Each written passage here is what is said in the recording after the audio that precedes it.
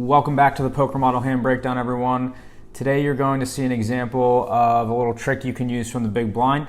Let's get right into it. I have 6-2, which is a terrible starting hand. It's one of the worst there is. Blinds are 1,000, 2,000. I'm sitting on the big blind and I have 120,000 in chips, which comes out to 60 big blinds, which is a large stack according to the poker model. Let's see how the action comes around. Okay, the action folds all the way around to the small blind who makes a call. Now, we have to understand that even though I'm in the big blind, I'm going to be last to act on the flop. The action is going to start on the small blind, then it's going to move over to me. So what that means is I'm going to have the ability to see what my opponent does before making my move. Now, my opponent has 50,000 chips about and is approaching the 25 big blind mark.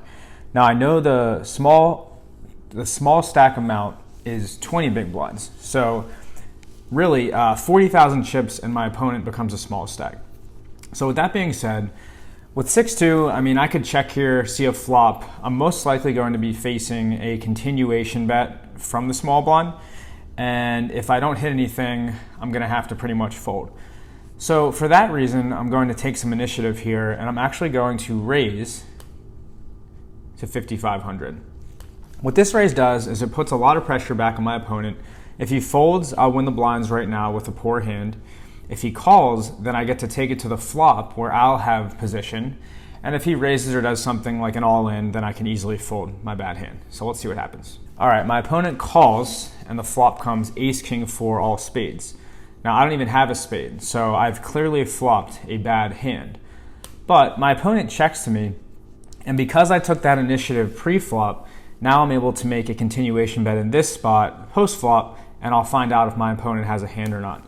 So what I do is I bet a little bit less than half the pot, and it puts all the pressure back on my opponent, and really it's going to be a tough bet to call if he doesn't have anything because he is approaching that 20 big blind threshold.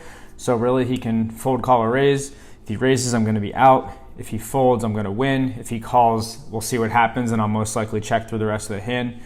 But I make the bet, and you can see that my opponent folds.